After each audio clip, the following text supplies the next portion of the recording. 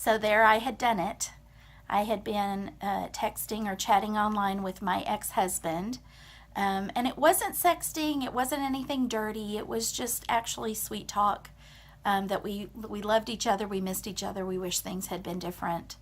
But I was the guilty party of, having something to do with somebody outside the marriage. So I don't remember that I got any kind of public reproof. I was very definitely privately reproved. I don't know if I lost privileges. They take away your privileges. They call it a privilege to, comment.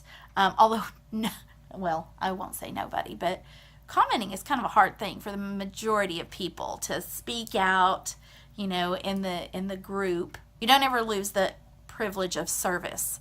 Oh, heck no. You can go in service when you're a convicted pedophile. Oh, look that one up, y'all. My father passed away in 2003, and I had entered into midwifery school, and I was working, doing my apprenticeship at a big birthing center in Dallas, Texas. At that time, there were no birthing centers in the Fort Worth area. There was a couple of they were home birth midwives.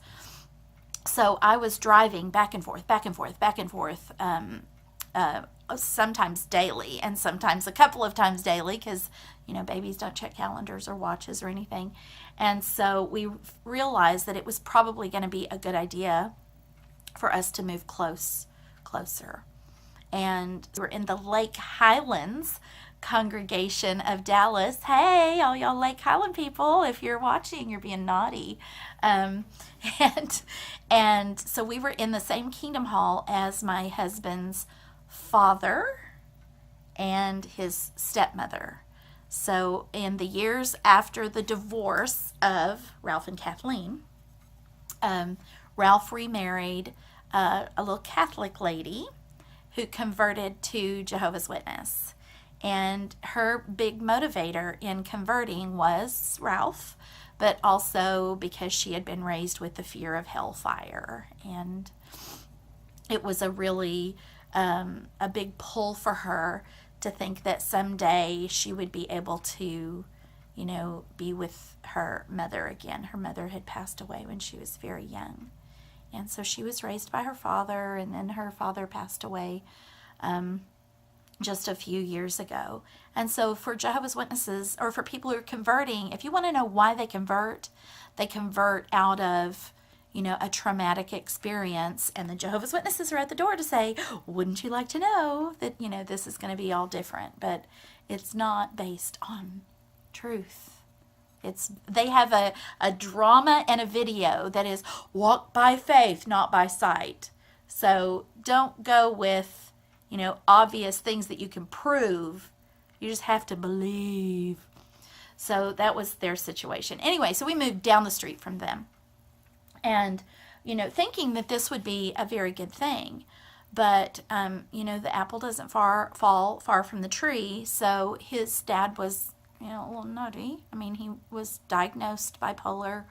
And people in the congregation knew that he was a little off too. They were not, he and his wife were not social people by any means. And I think that was sad for her because she was a delightful human being. She was really a very, very sweet lady, and she became a very good friend to me as long as I stayed a Jehovah's Witness. So living down the street from them, they started to kind of get an idea of the kind of life that I was living with their son/stepson, stepson, and the life that my kids were living. What an effort it was for me to keep the household in some sort of order, just cleanliness-wise, making the bills. We were still getting stuff turned off all the time because there was so much of that control that I wasn't allowed to manage the money because I was a lowly woman. And I was a very depressed Jehovah's Witness wife and mother. And the elders in Lake Highlands were a little bit of a different breed. They were kind about coming over and truly shepherding, But I think they also had a certain fear of the Shumway men because they were hard to handle. They had great, big, tall, giant personalities, and so they were a little bit careful about treading on, really saying, you're messing up with your wife.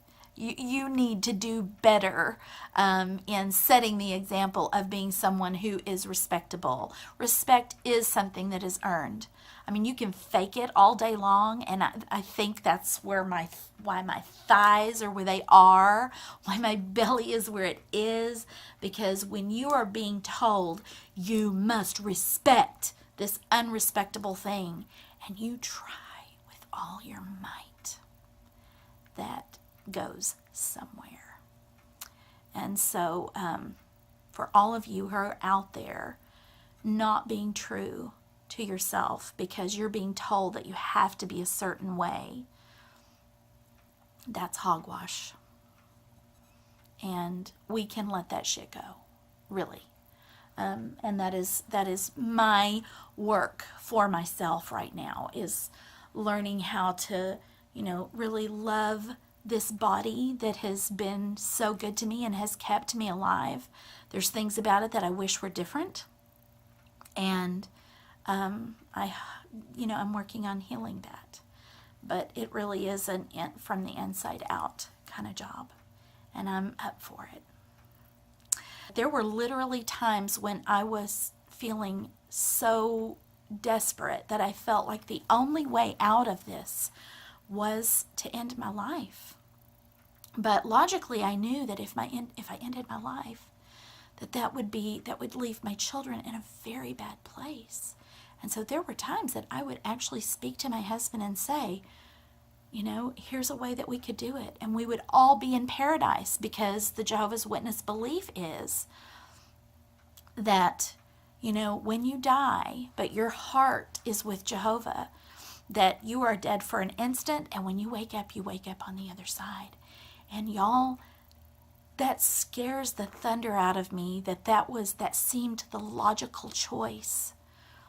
So when someone is experiencing suicidal ideation, never talk down to them. Let the words come out. Hold those words for that person and say, tell me more about this. And help them to get help. Because what I needed was not a group of men trying to reason with me from the scriptures.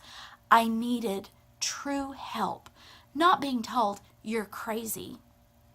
Being told, there's something that isn't right, and you need the true professional help. But the threat was, again, that I would be losing my children. And I didn't want to do that.